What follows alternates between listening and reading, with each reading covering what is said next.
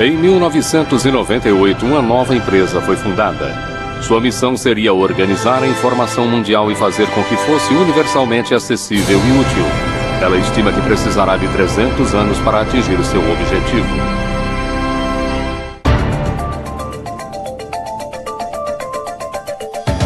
O jeito Google de trabalhar. Empresas bem-sucedidas começam com metas audaciosas, e não há dúvida de que o objetivo do Google de querer organizar toda a informação mundial e fazer com que ela fosse útil era uma meta audaciosa. Começamos com a internet, mas vemos nossa missão como algo além da rede. Para nós é a forma que comunicamos aquilo que pensamos, porque há muita informação. O Google pode ter começado como um simples sistema de busca, mas hoje com aplicativos como Android, Chrome, Wave, Picasa, Google Apps, YouTube, Google Ocean e agora até seu próprio smartphone se tornou uma potência na internet. Este tsunami tecnológico ataca quase diariamente com suas equipes de desenvolvimento localizadas em todo o mundo. No processo, o Google se tornou um aspirador global de dados digitais. Lida com estimados 20 petabytes de dados todos os dias, ou equivalente a 130 bilhões de fotografias, ou 5 bilhões de músicas em iPod. Também lida com mais de 1 bilhão de buscas por dia, e essas buscas deixam a pegada digital de cada pessoa que visita o site. Uma das coisas interessantes a respeito das buscas do Google é que é um banco de dados de intenções. É uma coletânea incrível do que se está pensando num determinado momento, com base no que se está procurando ou no que se está escrevendo em e-mails. E qualquer instituição que tenha acesso a isso pode ter poder sobre você, ou pode vir a afetá-lo de forma negativa. Sabem o que é isto? Alguém sabe o que é isto aqui? Os fundadores do Google, Sergey Brin e Larry Page. São as pessoas que estão acessando o Google pelo mundo. Certo. Não percebi o que era quando vi pela primeira vez. Mas foi isso que me ajudou a ter noção. Isto é o que processamos no escritório, que fica ligado em tempo real. E cada um destes pontos elevados representa cerca de 20 a 30 buscas. Obrigado, Sergey. O objetivo? Que o Google se transforme numa entidade que tudo sabe. Esta palestra deve ser sobre o futuro. Por isso pensei em tocar um pouco nesse assunto. E para fazer uma busca perfeita é necessário ser esperto. Na verdade, o sistema de busca perfeito seria a inteligência artificial. E estamos trabalhando nisso. É um tanto irônico que eles usem uma imagem de Hall, o computador do mal do filme 2001, Uma Odisseia no Espaço, ao promoverem uma mensagem tão benevolente. Em parte, queremos fazer do mundo um lugar melhor. If I ruled the world, every day would be the first day of spring. Em pouco mais de 10 anos, o Google se tornou um dos maiores participantes e dos mais incomuns do Vale do Silício. Nesse período, a empresa cultivou a imagem de uma presença ampla e benigna, mas essa percepção pública está mudando. Quando o Google começou a digitalizar milhões de livros, autores e editoras não responderam com vivas, mas com processos alegando violação de direito autoral. Logo depois do lançamento do Google News, a empresa passou a ser demonizada pela mídia impressa, que a acusou de destruir seu negócio publicitário e ser responsável pela queda das receitas advindas de circulação. O site do YouTube do Google, para os segmentos de música e televisão, é visto como um concorrente ameaçador atacando seus métodos tradicionais de gerar receita. E quando o Google começou a fotografar as ruas, escandalizou os protetores da privacidade. Independente do segmento para o qual o Google resolva se expandir, parece estar sempre acompanhado por confusão e revolta. E sempre há controvérsia. O Google volta ao lema corporativo que nasceu da aversão de um de seus primeiros funcionários à postura corporativa. Tendo vindo da Intel, lá no fundo eu tinha aquela ideia de não quero trabalhar em uma grande empresa. Eu estava interessado em algo que pudesse ser um pouco mais provocante, um pouco mais interessante e que talvez deixasse as pessoas um pouco desconfortáveis. Então, só de estar ali na reunião, eu estava tentando pensar em algo interessante. E aí apareceu na minha cabeça, não faça o mal. Quando entrei, pensei que era uma piada, que era apenas uma forma de fazer marketing dentro da empresa. E um dia eu estava sentado na sala, nunca vou esquecer, Estávamos conversando sobre publicidade e um dos engenheiros, chamado Ron, bateu na mesa e disse: "Isso é fazer o mal." De repente, a conversa parou. Foi como se todo mundo tivesse pulado da cadeira e se escondido embaixo da mesa. E aí a conversa se concentrou em se aquela mudança em particular era positiva ou negativa para os usuários. Acabamos não fazendo a alteração por esse motivo. Não é um lema ruim, mas está mal colocado porque está ficando cada vez mais difícil dizer que alguém não faz o mal. Se pensarmos no escopo das diferentes atividades em que os provedores de serviço estão envolvidos, não é mais só busca. Palo Alto, Califórnia. O sistema de busca Google nasceu no berço de inovação tecnológica que era o Departamento de Ciência da Computação da Universidade de Stanford.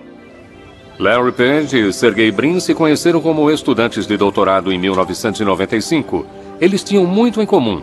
Os pais dos dois eram professores universitários e as mães dos dois eram cientistas. Nasceram em 1963 e ambos cresceram com computadores e adoravam tudo que se relacionasse com eles. Nosso programa de doutorado é muito seletivo, mas não pensei quando os vi pela primeira vez. Uau! É a pessoa mais inteligente que já conheci. Héctor Garcia Molina foi um dos orientadores de Sergey Brin, trabalhando com ele em alguns problemas de mineração de dados.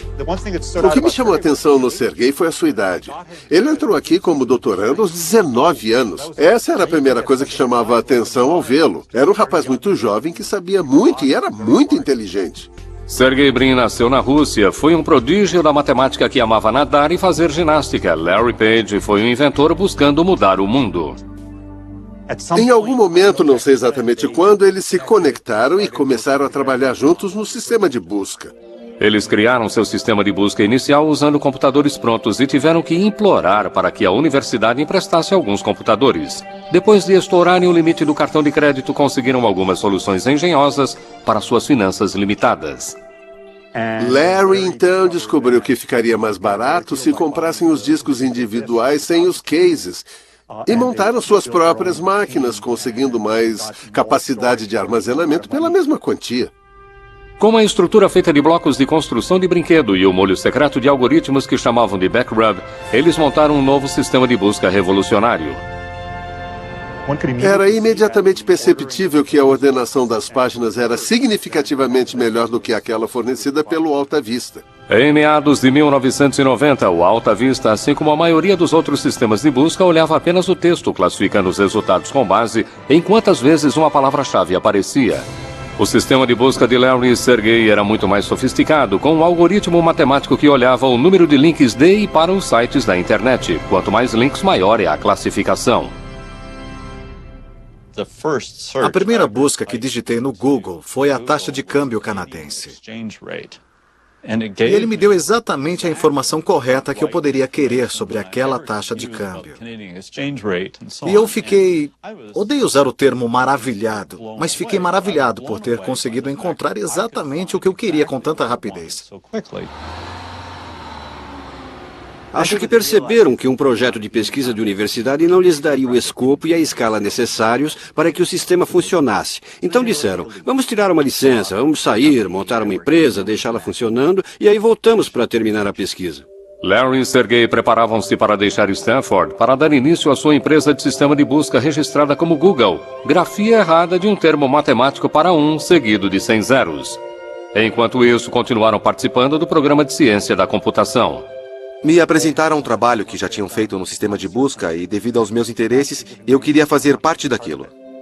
O Google ganhou seu primeiro funcionário, Craig Silverstein, um colega do doutorado. Éramos os três no começo e parece que durante uma eternidade fomos só nós. Nós nos importávamos muito com a adequação à cultura.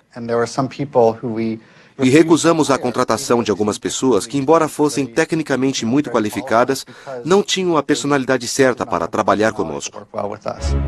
Os 3 doutorandos de Stanford abriram a sede da empresa naquele clichê do Vale do Silício, numa garagem. A empresa começou a se expandir. Entrei em janeiro de 1999, alguns meses depois de terem começado.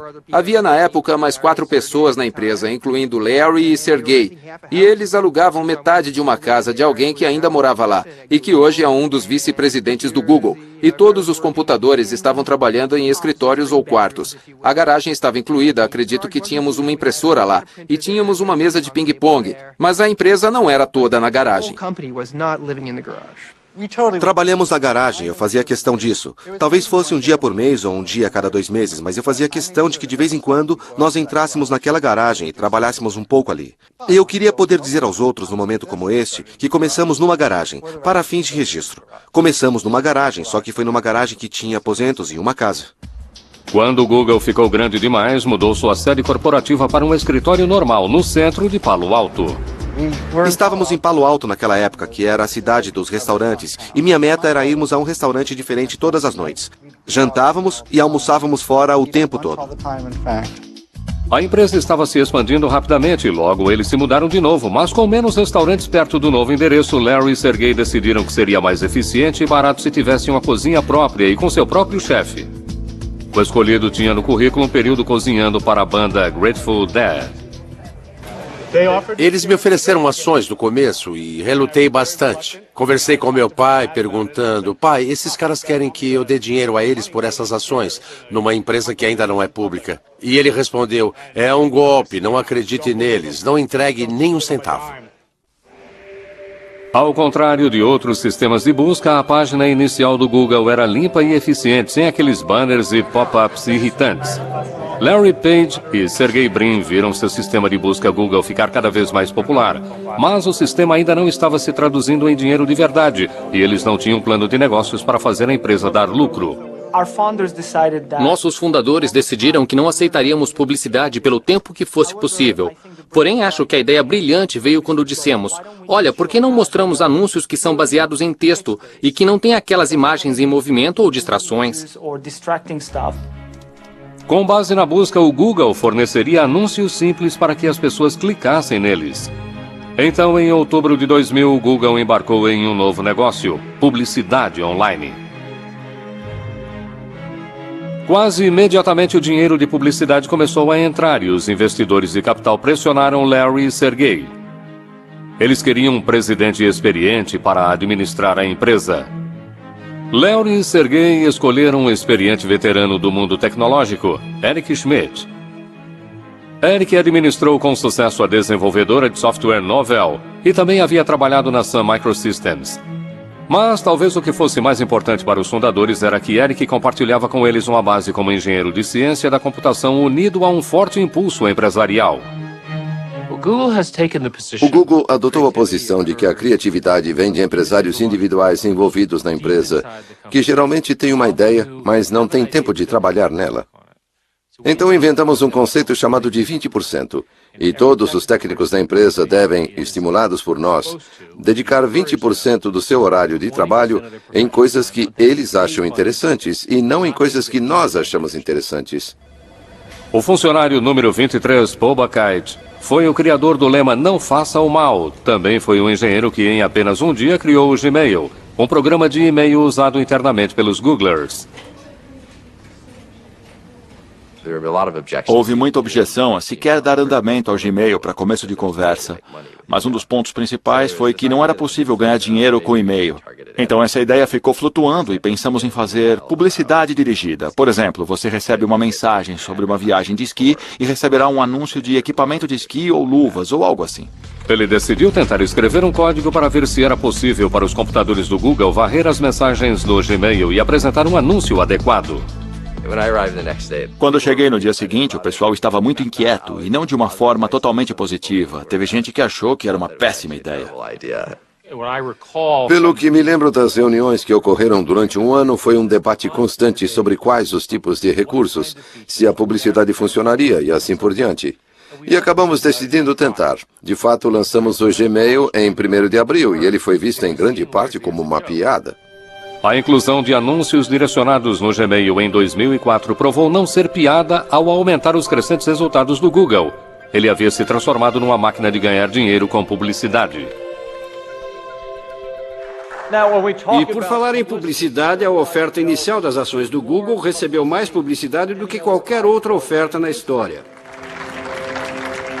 Quando o Google estava se preparando para abrir o capital, precisou revelar um segredo muito bem guardado: suas receitas e lucros incrivelmente altos. Isso pegou os observadores de investimentos de surpresa, fazendo com que a ação do Google se tornasse muito atraente.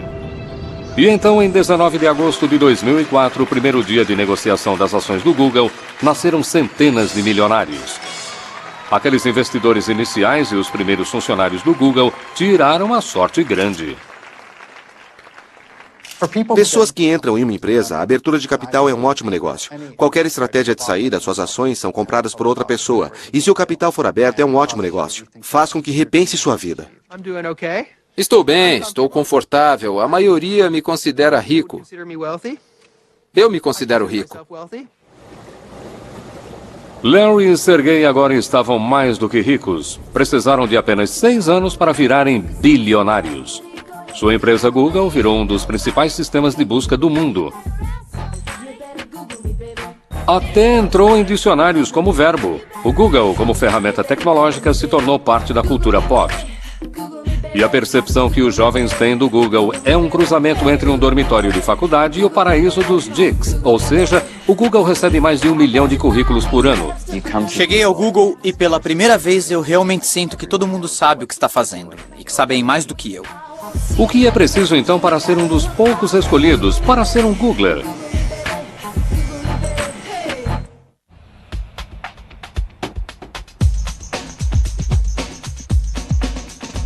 O Google PACS, como é conhecido pelos Googlers que o habitam, é montado de forma a fazer com que se sinta o melhor e mais brilhante. E que merece aquelas refeições incluídas, o serviço de massagista subsidiado, a lavanderia gratuita, assim como o barbeiro sobre rodas.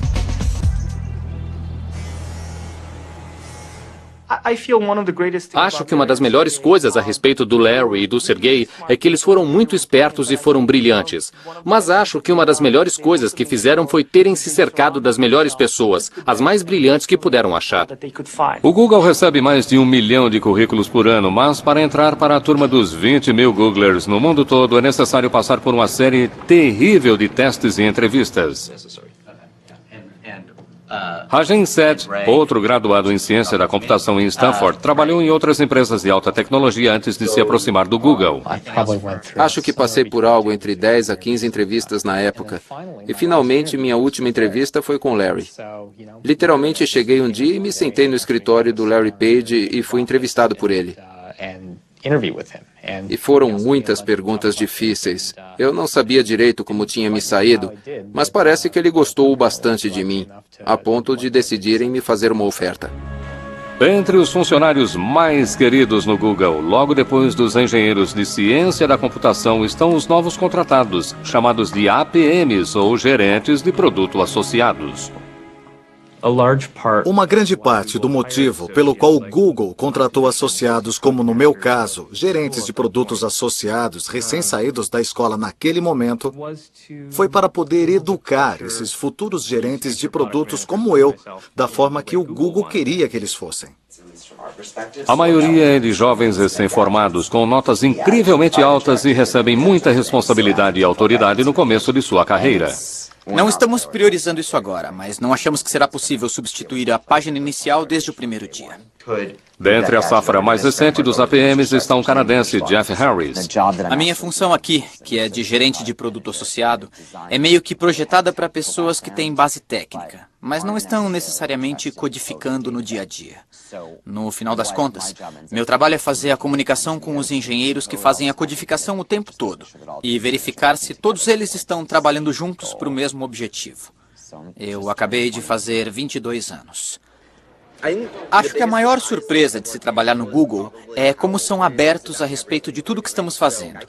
Eu posso olhar no nosso site interno e ver detalhes de todos os projetos que estão sendo feitos, e isso é ótimo do ponto de vista organizacional. Embora o Google possa ser altamente transparente internamente, como muitas das outras grandes empresas de alta tecnologia do Vale do Silício, é extremamente sensível sobre o que pode ser mostrado a quem é de fora. Seja o código nas telas dos monitores ou os rabiscos nos quadros brancos que parecem estar em todos os lugares. Gostamos de ter quadros brancos em todos os cantos e a razão para isso é alimentar a criatividade. É possível desenhar coisas, comunicar ideias e trabalhar com outras pessoas naquela ideia. É possível publicar de forma programada a liberação ao mesmo tempo ou não? Sim. Então, muitas vezes, as pessoas pegam o celular e tiram uma foto do quadro branco, enviam isso por e-mail e elas acabam fazendo parte das notas da reunião. Além dos quadros brancos e barracas de comida espalhados, o outro aspecto incrível dos escritórios do Google é a ausência de papel. Operamos praticamente sem usar papel. Uma das coisas que fizemos aqui no Google é que os usuários têm laptops que levam consigo para as reuniões a que comparecem. As anotações são feitas de forma eletrônica para que possam ser instantaneamente compartilhadas com as pessoas. Um apetite insaciável para o que é novo e inovador, cobrindo um amplo espectro de tecnologias, significa que o Google está constantemente começando. É claro que nem tudo é inventado no Google. Também temos equipes procurando novas tecnologias em pequenas empresas que podemos escolher, que podemos comprar e que se beneficiarão da estrutura do Google. Com bastante dinheiro e ações à sua disposição, o Google pode comprar empresas pelas quais se interesse. Foi assim que o YouTube se tornou um produto Google, assim como o Google Earth e o Picasa, assim como o programa de processamento de texto baseado na web chamado Writely. Writely era um processador de texto no navegador. Você o acessa como um site normal e trabalha. O Google nos percebeu porque recebemos muita divulgação. O Google comprou o Writely e contratou seus fundadores para ajudar a desenvolvê-lo.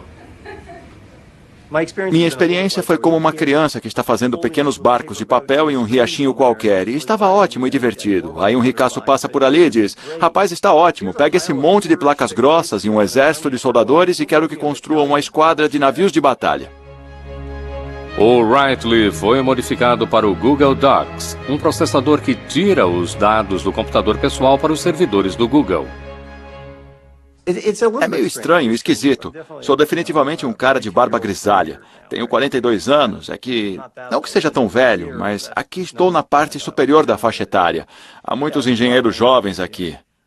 Não me incomoda. Acho que é interessante. Acho que todo mundo chega a este ponto na carreira em que as coisas começam a parecer óbvias. Não me incomodo com a cultura técnica aqui. Isso não me intimida. Sou um codificador muito produtivo, feroz, bem dedicado, mesmo quando escrevo códigos, e eles morrem de medo de mim, então eles não me incomodam. Eu não estava aqui quando fundaram tudo, mas entendo que a concepção básica da cultura é que queriam fazer e enxergar tudo do ponto de vista de um engenheiro. Desse ponto de vista, a eficiência pode muito bem ser o objetivo principal do engenheiro. Precisamos de mais triagem. Você abre um documento de texto no Gmail e dá erro. A maioria das equipes faz isso toda manhã. Tem uma reunião em pé, é muito curta, dura uns 10 minutos. Cada um fala no máximo 1 minuto. O lápis é a concha do Senhor das Moscas, lembra disso? Quem está com o lápis está com a palavra. É por isso que foi uma reunião muito eficaz e levou apenas 5 minutos para contarmos para a equipe tudo o que está acontecendo. Outra reunião em que os membros da equipe do Google Docs precisam discutir problemas ocorre durante a caminhada Writely semanal. Acho que é interessante tentar fazer coisas importantes para mudar o mundo. Acho que é por isso que gosto de estar no Google. Queremos mudar o mundo, queremos fazer coisas grandiosas. Qual o problema com o algoritmo que temos? O cara ficou editando por 8 horas. O começo e o final foram cortados. Não, tudo bem. Temos que lidar com dezenas de milhões de usuários, grandes centros de dados e grandes máquinas e grande engenharia. E é muito legal. Para Dicks de computador, a diversão começou mesmo em 1976, em uma garagem do Vale do Silício, quando 2 desistentes da faculdade começaram uma empresa chamada Apple e lançaram uma revolução, a revolução dos computadores pessoais. O poder do computador pessoal cobriu milhões de lares e escritórios em todo o mundo e mudou tudo. Mas agora, após mais de 1/4 de século se insinuando em nossas vidas, o computador perdeu quase todo o seu brilho mágico. O Google está de olho na criação de outra revolução ao eliminar a necessidade de computadores pessoais. Ele quer colocar o máximo de dados que for possível em seus próprios servidores. Uma das coisas que acho subestimada é que desde o começo, já em Stanford, eles eram ótimos em minimizar o custo de montar sistemas computacionais. E continuaram com essa capacidade de gerar imenso poder computacional a custos relativamente baixos. Desde seu começo, o Google definiu como prioridade produzir o mais barato possível todos os seus servidores em instalações de armazenamento para lidar com sua vasta busca e registro da internet. E conforme a internet cresceu, o mesmo ocorreu com a necessidade de capacidade computacional. O Google constrói grandes centros de dados. Usamos componentes de computadores pessoais e construímos muitos sistemas especializados agora para lidar com o tipo de escala que é necessária. A escala está no coração do Google. Não apenas o Google tem acesso a poder computacional quase infinito, mas o que talvez valha mais é o fato de ter acumulado uma coleção incrível de dados. Dados que podem ser usados para teste numa escala nunca antes vista pela maioria dos novos engenheiros computacionais. Meu colega e eu estávamos jogando algumas ideias e falávamos de algo que depois acabou sendo algo próximo ao Google, bookmarks. E fizemos alguns cálculos e falamos que seria, 4 petabytes de dados. Não é tanto assim. E aquela sentença, 4 petabytes de dados, não é tanto assim. É algo que, antes de eu ter ido para o Google, teria sido um choque ouvir essas palavras saindo da minha boca. Aqueles chocantes 4 petabytes são equivalentes a 4 milhões de gigabytes, números tão gigantes que é quase impossível para a compreensão de simples mortais. Conforme a memória aumenta de capacidade e reduz no preço, o Google está passando para algo chamado de computação em nuvem. A ideia toda por trás da computação em nuvem é ir adiante e colocar tudo em um servidor administrado por profissionais. O problema hoje é que todas as suas coisas estão em seu computador. Se ele cair, quebrar, se apagar, é um desastre. Por que não colocar então tudo que é importante em outro lugar, manter em segurança sob seu controle, que esteja disponível sempre que precisar em todos os dispositivos e onde quer que você esteja? A mudança para a nuvem está fazendo uma revolução na forma como nos comunicamos, como trabalhamos, como nos divertimos, na verdade, como vivemos. As pessoas imaginam o que aconteceria a informações que são minhas exclusivas, meus registros bancários, meu histórico de saúde, seja lá o que for, mas que eu não controlo. Estão sentadas lá em algum lugar. E preciso confiar que quem esteja cuidando delas não as use para algo indesejável. Será que a mudança para a nuvem abrirá a porta para que os governos e as empresas acessem secretamente dados a nosso respeito?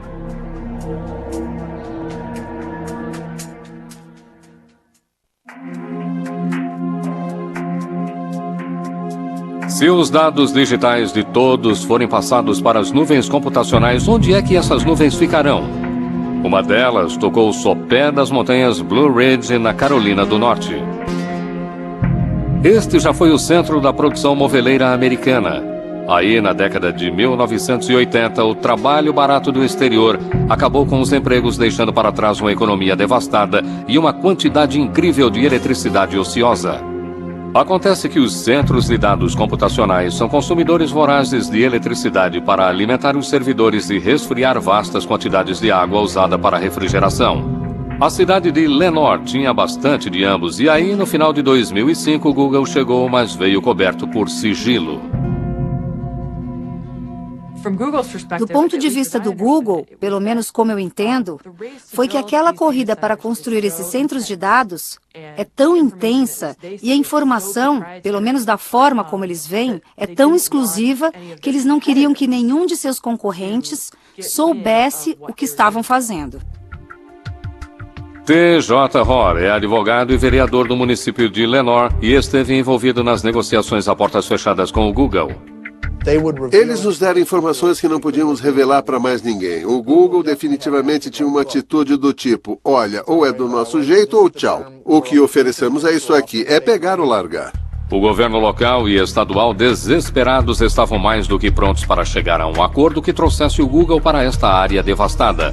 Ofereceram a ele um benefício fiscal de 30 anos sobre propriedade e equipamentos. Estima-se o benefício em $160 milhões por um período de 30 anos. Destes armazéns digitais, cujo custo se estima em 600 milhões de dólares cada, sai um fluxo contínuo de dados. Aqui estão os e-mails, as fotografias, as músicas, os vídeos, os mapas e as buscas que fizeram do Google uma potência de coleta de dados. O Google não divulga quantos centros de dados possui em todo o mundo, mas os rumores são de que há 3 dúzias deles no mundo todo, todos conectados digitalmente e todos firmemente plantados no solo. Mas isso pode mudar. O Google registrou uma patente para construir centros de dados no mar aberto. Alimentados pelas tecnologias mais recentes de aproveitamento da energia das ondas, os servidores do Google ficariam em balsas. A expectativa é que esses servidores marítimos seriam muito mais baratos e certamente não haveria impostos sobre imóveis e propriedades a pagar. Ainda precisam construir um modelo que funcione, mas o Google é uma empresa que gosta de se mover rapidamente quando se trata de tecnologia de ponta. Porém, o Google não teve pressa quando se tratou de abrir um escritório na China. O crescimento no uso da internet na China é incrível. Até 2009, seus usuários de internet ultrapassaram toda a população dos Estados Unidos.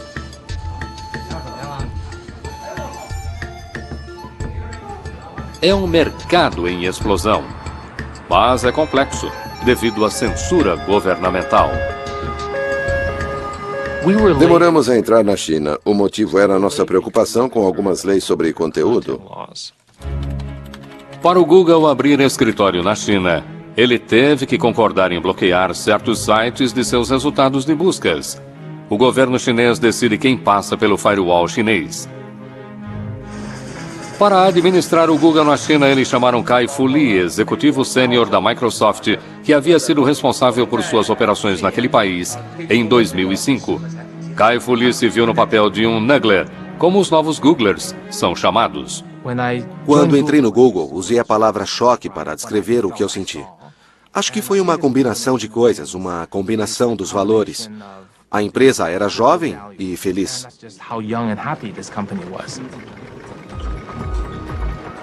Meu objetivo era fazer a cultura do escritório do Google China o mais próximo possível do escritório do Google em Mountain View. Mas é impossível fazer exatamente igual, porque a cultura chinesa e a cultura americana são diferentes. Nada separa essas duas culturas mais do que quem está realmente usando a internet. O usuário médio da internet tem 25 anos na China, contra cerca de 42 anos nos Estados Unidos. Então a diferença é significativa, e os padrões de uso também são bem diferentes. Os usuários chineses, por serem mais jovens, tendem a gostar de entretenimento, jogos, música, vídeo. Tendem a usar menos a busca e comércio virtual. Da mesma forma, quando usam a rede, eles tendem a querer algo que seja muito agitado e estimulante, ao contrário das interfaces simples de usuário. Os internet cafés são cheios de jovens e muitos estão aqui porque em casa eles seriam proibidos de jogar esses jogos e filmes. O que parece que não é proibido nem aqui nem em casa é baixar música pirateada.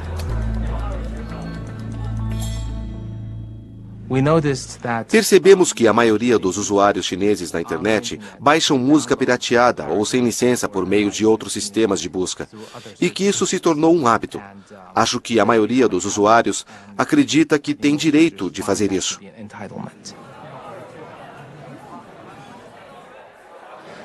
Nossos esforços, então, para tentar implementar talvez um serviço pago, ou pago por download, ou até mesmo um serviço de assinatura, acabaram com uma conclusão muito clara. Nunca daria certo. Um engenheiro do Google e um gerente de produto usaram seus 20% para gerar o Google Music, um programa gratuito para baixar músicas que tem o apoio das principais gravadoras. Esperamos encontrar a fórmula que seja não somente bem-sucedida, popular, mas também lucrativa para as gravadoras, nossos sócios e para nós. Embora o governo chinês pareça tolerar a pirataria de música, parece ter menos paciência com o Google e recentemente o acusou de divulgar pornografia. O Google é registrado na China, por isso precisamos seguir as leis chinesas. Qualquer lei. Nossos funcionários são cidadãos chineses. Eles precisam seguir as leis chinesas onde quer que trabalhem. Seguir as leis chinesas significa que as buscas do Google digitadas na China para assuntos como Falun Gong, independência do Tibete ou protesto na Praça Tiananmen produzirão resultados bem diferentes daqueles que aparecem nas telas fora da China. E foi assim que operou por 4 anos, quando em janeiro de 2010, o Google anunciou que parou de censurar os resultados da busca devido a um grande ataque cibernético originado na China, cujo alvo foi a propriedade intelectual do Google e as contas de Gmail de ativistas chineses de direitos humanos. Embora a China insista que suas leis devem ser obedecidas, o Google avisou que se as conversas fracassarem com o governo chinês para operar um sistema de busca sem filtros, ela terá que fechar as operações naquele país. Porém, não houve conversa com o governo dos Estados Unidos quando, logo após o 11 de setembro de 2001, foi aprovada a legislação que lhe deu autoridade ampla de vigilância, permitindo acesso inédito às pegadas digitais das pessoas. E esses poderes são muito amplos agora. Vão desde o acesso a relatórios de crédito de indivíduos até acesso a seus dados de comunicações. Até chegar a ser capaz de enviar uma carta para qualquer detentor de dados e dizer: por favor, revele todas as informações que possuir sobre esta pessoa, sem dizer nada para elas. E não pode contar a ninguém. Essa é a ideia de uma Carta de Segurança Nacional. No Centro de Privacidade Eletrônica, em Washington, D.C., o diretor Mark Rothenberg está preocupado com as novas informações digitais que estão migrando para as nuvens dos centros de servidores computacionais. Não estou dizendo que o governo não deva ter acesso às informações em circunstâncias adequadas. Na verdade, em algumas instâncias, é vital perseguir atos errados e investigações criminais. Mas precisamos de supervisão, precisamos de responsabilidade, precisamos de transparência. E o problema com a computação em nuvem é que será muito mais fácil para o governo entrar neste tipo de vigilância de forma secreta, sem que as pessoas saibam que suas informações pessoais, seus registros comerciais estão sendo acessados. Pedi a pessoas no Google que me informassem quantos mandados e liminares recebiam todos os meses. Não era preciso dizer mais nada. Não precisavam dizer do que tratam todos os mandados ou liminares. Só um número. Quantos recebem? Mas eles não gostaram dessa sugestão e rejeitaram logo de cara. Conforme a Jamanta do Google continua digitalizando tudo que encontra pelo caminho, ela acumula novos partidários. A cidade de Washington, D.C., optou por se libertar do Microsoft Office e mudou para um conjunto de aplicativos Google. A oferta do Google de uma vida mais barata, mais segura e mais colaborativa em sua nuvem se mostrou atraente demais para rejeitar. A questão da confiança é central em toda a nossa marca. Se o Google quisesse violar a confiança de alguém, a imprensa acabaria conosco e as pessoas não divulgariam suas informações, deixariam de fazer buscas, nossa receita cairia. Seria então terrível para a nossa empresa e para as pessoas. Essa questão é levada muito a sério. Há quem não confie nesse altruísmo ingênuo de que estamos realmente tentando fazer produtos para melhorar os usuários. Há quem veja segundas intenções, que estamos tentando controlar o mundo ou sei lá o que pensam. Mas o que eu posso dizer? Ainda pensamos como universitários. Não pensamos dessa forma. Mas o Google também precisa se preocupar com um grupo de jovens empresas prontas a mudar o mundo da busca. Descartando o modelo original do Google de um sistema de busca concentrado em dados, elas estão abordando a busca de outro ângulo. Elas querem reunir o poder do que se conhece como sabedoria dos amigos. Acho que é isto que vai definir os próximos vários anos do que será a internet e o mundo. Por que alguns dos principais proponentes da busca social são ex-Googlers prontos e dispostos a desafiar seus ex-patrões?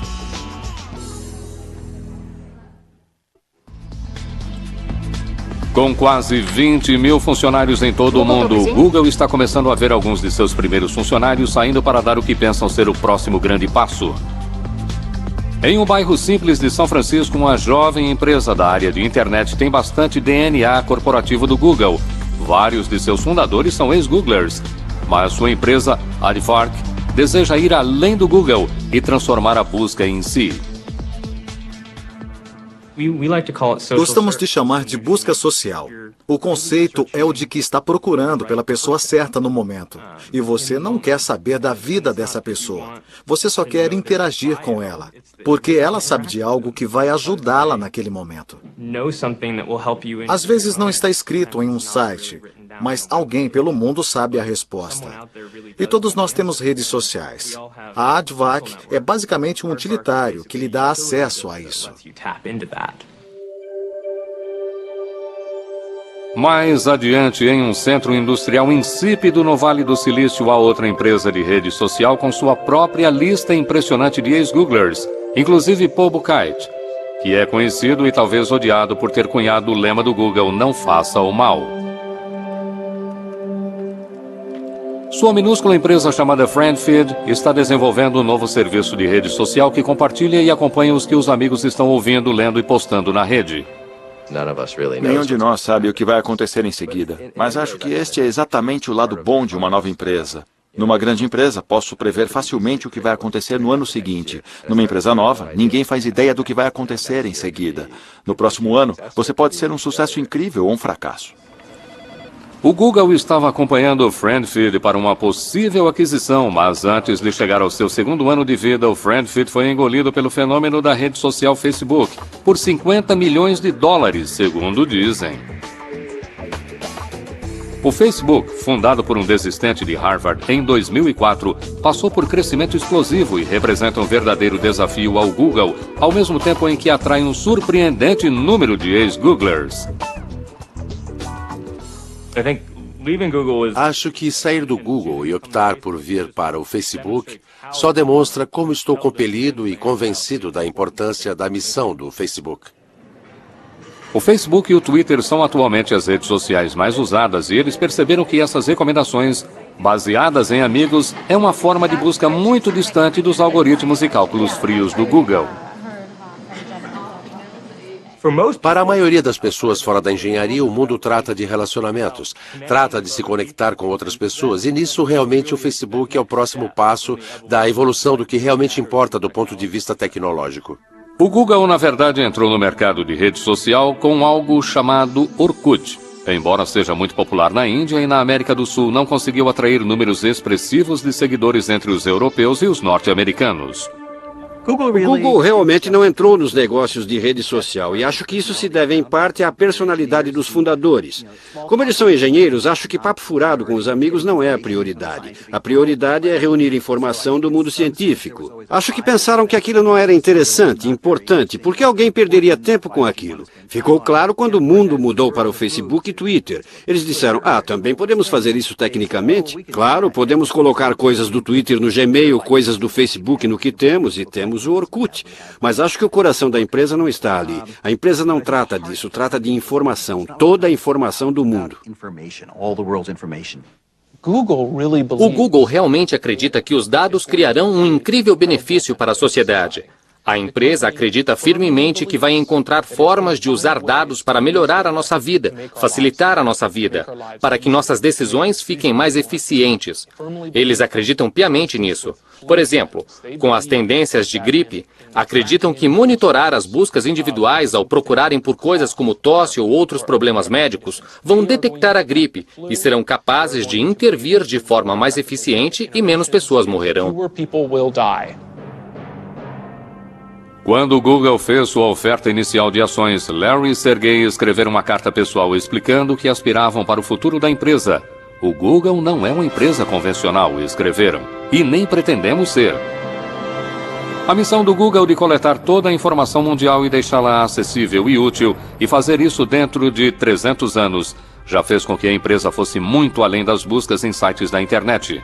Seja fotografando as ruas ou digitalizando os livros do mundo, ou transformando nossos dispositivos móveis em portais da internet, ou criando o maior repositório de vídeo do mundo em sua própria nuvem, o Google continua sendo um fenômeno tecnológico. Mas seu futuro depende de algo um tanto não científico. Confiança. A confiança de que está mantendo nossos dados a salvo de hackers e governos curiosos. A confiança de que a empresa não está fazendo uso inadequado de nossas informações. E, por fim, a confiança de que o Google está se mantendo fiel ao seu lema, não faça o mal. Em fevereiro de 2010, a empresa de busca social Aardvark foi comprada pelo Google por 50 milhões de dólares. Versão Marshmallow São Paulo.